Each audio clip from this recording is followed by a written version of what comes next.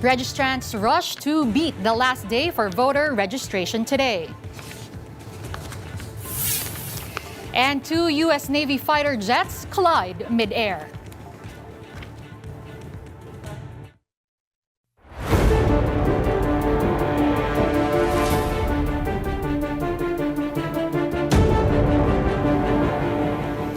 Good evening, I'm Denise Tan, and this is One Newsfeed, the only feed you need.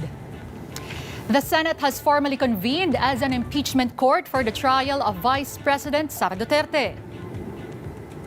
Senator judges took their respective oaths with senators wearing their robes inside the session hall.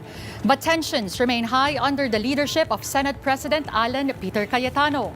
No flag raising ceremony was held at the Senate this morning. Employees were reportedly told to hold their flag rights inside their offices instead.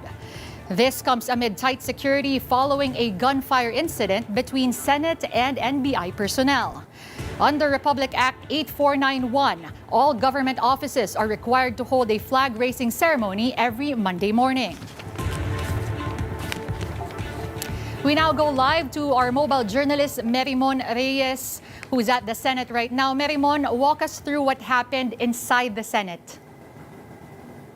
Denise, with 23 senators present, the Senate officially and formally convened as the impeachment court. And kanina, sa pagsisimula ng sesyon, yung isa kasi sa umuugong dito is yung possible kung may niluluto bang kudeta to change the current leadership, which is presided by Senate President Alan Peter Cayetano. Pero hindi ito nangyari. Yung articles of impeachment against Vice President Sara Duterte formally endorsed na siya sa session floor. At dahil dyan, noong panandaliang sinuspend ang sesyon, nakita natin pumasok na ang mga senador wearing their impeachment robes.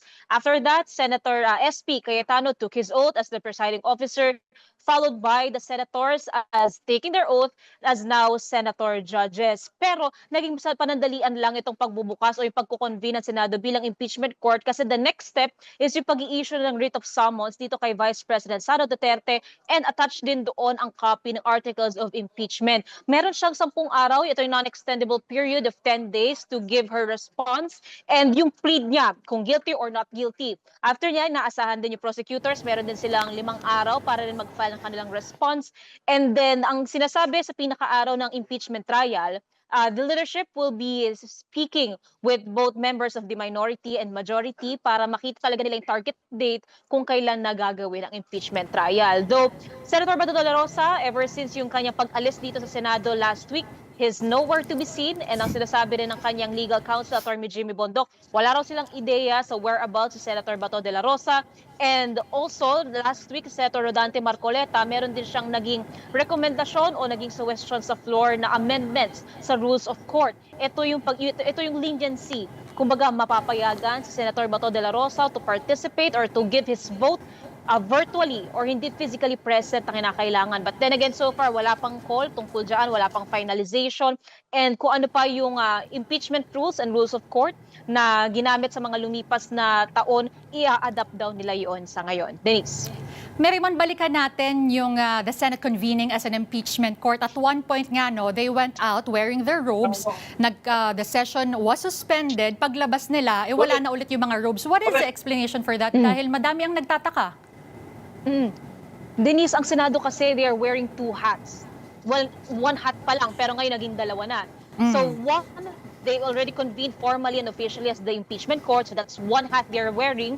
The other hat is themselves serving its legislative functions. So legislative body pa rin naman ang Senado. Kaya nagkaroon ng suspension na itong session dahil natapos na yung pagkukonvene ng Senado bilang impeachment court, tinanggal na nila yung kanilang mga impeachment probe dahil business as usual na sila, legislative duties naman ang kanilang gagawin. So after nung naging suspension at hindi na suot ng mga senador yung kanilang mga impeachment probes, narinig na natin yung assignment or yung election ng ilang mga senador, especially from the majority, ng kanilang committee chairmanships. So for example, Senator Lore Legarda, sa kanya pa rin ang Committee on Culture, and then from Senator Bam Aquino, sa kanya na ang Committee on Basic Education. Senator Pia Cayetano, from the old majority, she also joined the new majority, so retained sa kanya ang Committee on Ways and Means, Sustainable Development Goals, pati ang Committee on Energy. Senator Bongo, nakuha niya ang Health and Demography Committee na unang hawak ni Senator Rizzo Hontiveros.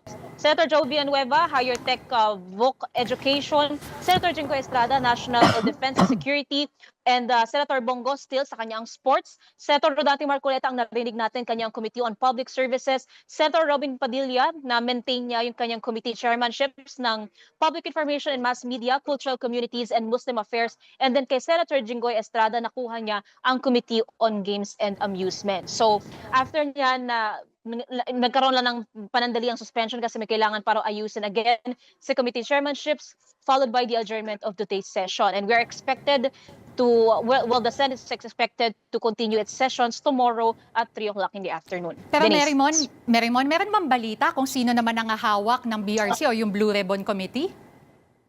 Sa ngayon, wala pa. Yung mga mabibigat na committees, for example, Blue Ribbon Committee o yung Committee on Accountability, wala pang naitatalaga. Ang huling humawak niya nung si former Senate President Tito Soto pa ang nanunungkulan sa liderato, ang Blue Ribbon Committee Chairman, si Senator Ping Lacson. Going back further pa sa pagsimula din ng Kongreso, nung si former Senate President Chis Escudero ang nakaupo sa liderato, ang may hawak ng Blue Ribbon, si Senator Rodante Marcoleta. So itong mabigat na committee, wala pa.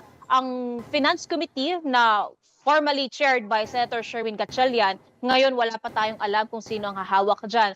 Ang Committee on Rules, yung Constitutional Amendments and Reform, hindi pa natin alam. Committee on Agriculture, so far, wala pa tayong naririnig, lalong-lalo na dito sa mga mabibigat na committees. Okay, meron din bang, Merimon, binigay si Senate President Alan Peter Cayetano na, let's say, guidelines on how they will go about this impeachment moving forward? And has there been any mention or maybe comments on impartiality and the possible or the potential conflict of interest? Denise, last week nung nagkaroon ng kudeta, ang sinabi ni Senate President Alan Peter Cayetano, he would like to correct yung notions daw na kaya nagkaroon ng kudeta ay para harangin yung impeachment trial against Vice President Sara Duterte. Over the weekend, naglabas again ng statement itong si SP Cayetano at sinasabi niyang Monday magko-convene ang Senate bilang impeachment court at gagawin daw nila yung kanilang mandato.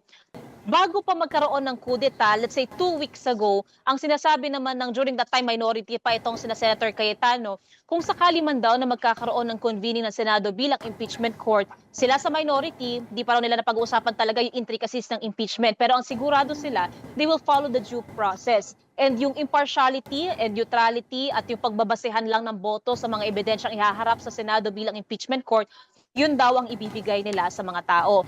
But then again, to note, nung 3 weeks ago, may nasabi rin si Senator Robin Padilla during that time na very vocal siya na i-oppose yung convening ng Senado bilang impeachment court.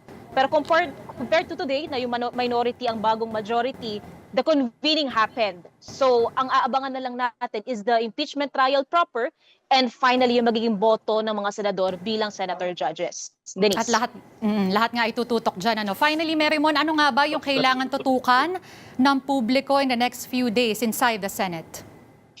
Well, one thing is clear. Itong impeachment trial against Vice President Sara Duterte will be made public and should be public. Ang sinabi ni last time ni former SP Soto, kailangan daw talaga maging sa publiko ito.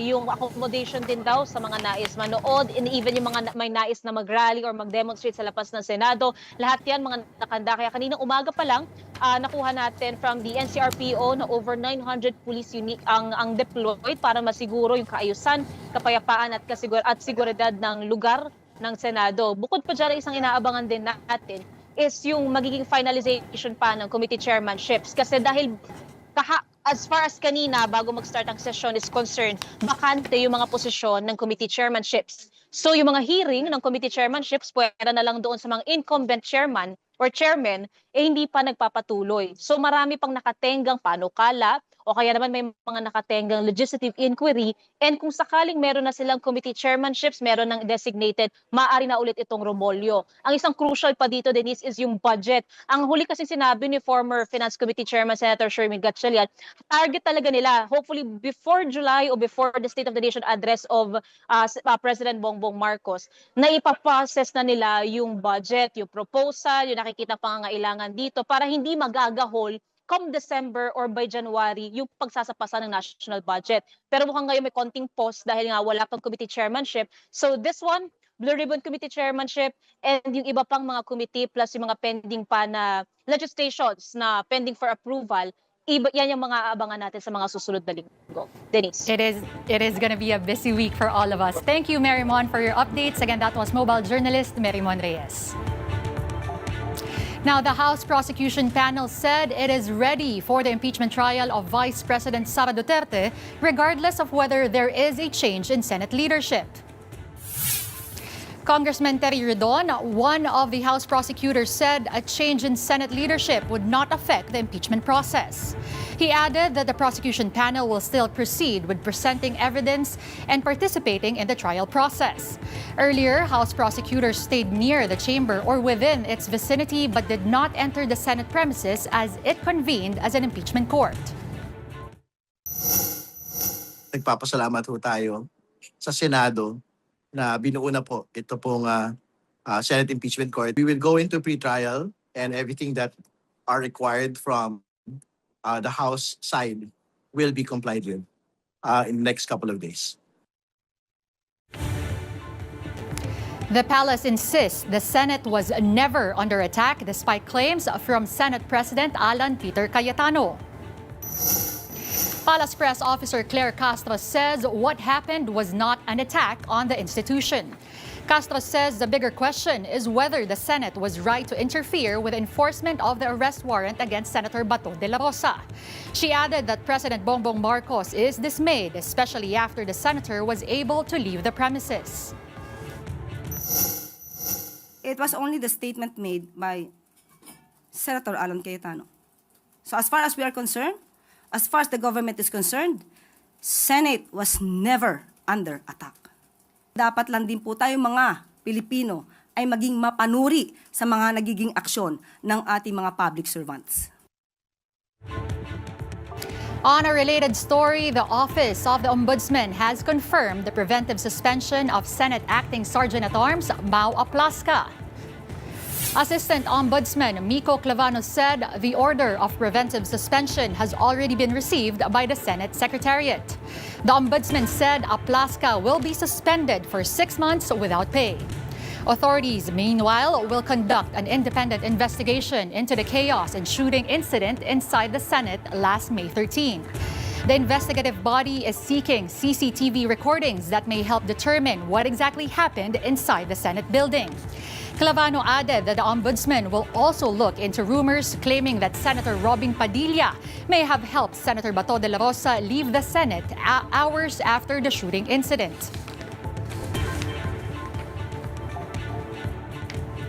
More stories when One Newsfeed returns.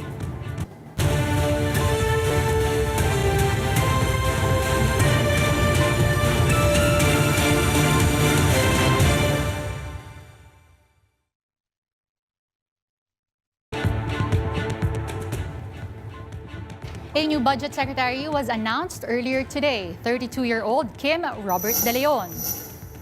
De Leon is an assistant professor at UP Diliman's National College of Public Administration and Governance.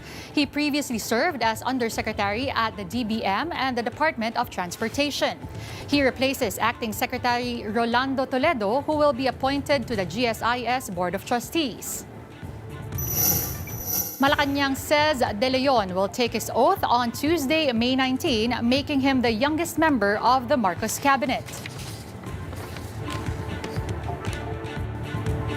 Motorists will have to pay more for gasoline and diesel starting Tuesday, May 19. This adjustment marks the 4th straight week of increases for gasoline. Shell and Unioil say they will raise gasoline prices by 1 peso and 21 centavos per liter. Diesel will also go up by 2 pesos and 82 centavos per liter. Kerosene, meanwhile, will go down by 2 pesos and 11 centavos per liter. Industry sources cited renewed geopolitical risks in the Middle East as among the factors. The National Grid Corporation of the Philippines, or NGCP, has extended the yellow alert status over the Visayas grid. The status now runs from 3 p.m. to 9 p.m. The NGCP attributed the alert to multiple power plants that remain offline or are operating below normal output. Under a yellow alert, power supply remains sufficient to meet demand, but reserve levels have fallen below the required operating margin. Just last week, the Visayas and Luzon grids were placed under red and yellow status, resulting in rotating brownouts in several affected areas.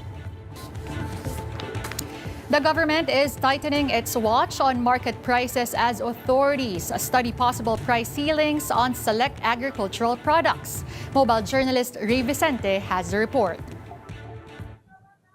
No issuance of notice at Pasig Market as the Department of Agriculture, together with the Department of Trade and Industry, conducted a price and supply inspection today. Most prices of the goods are still within the price range released by the DA.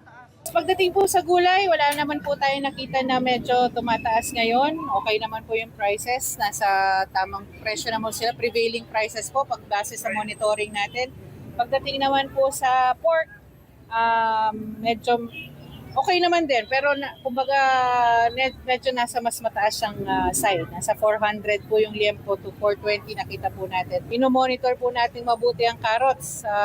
Lalo-lalo na po, alam naman natin may mga smuggling talaga ang carrots. So, Carrots, however, are seen reaching 160 pesos, which is 20 pesos above the suggested price range of 120 to 140 pesos. The DA is considering a price ceiling for carrots at 100 pesos, while 380 pesos on pork liempo. Meanwhile, rice vendors were among those compliant with the 50 pesos government-imposed price cap for imported rice. Yet one stall will be revisited by the police as the rice labeled as local seems to be imported.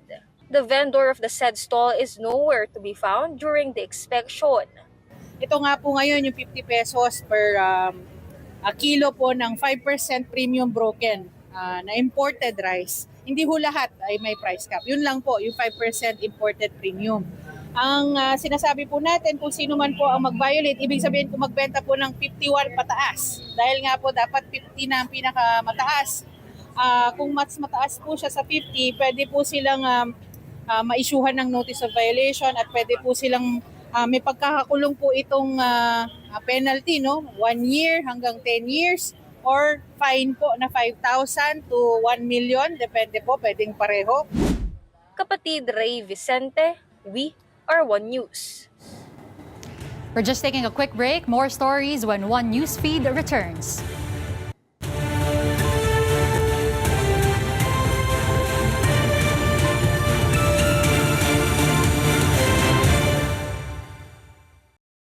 Humanity trial of former President Rodrigo Duterte begin on November 30.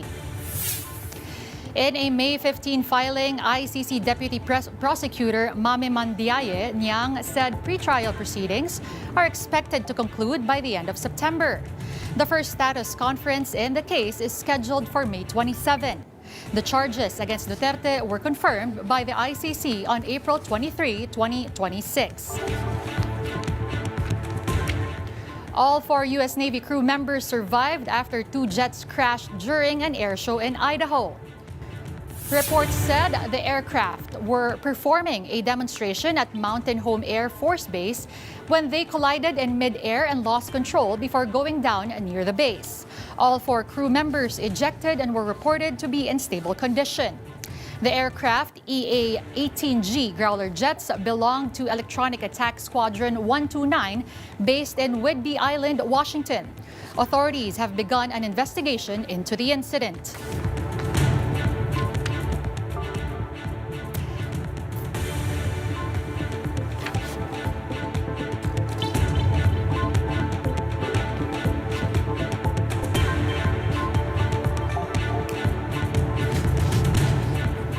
All right, and that wraps up One Newsfeed, the only feed you need. Again, my name is Denise Tan, and up next is Starting Lineup. Good evening.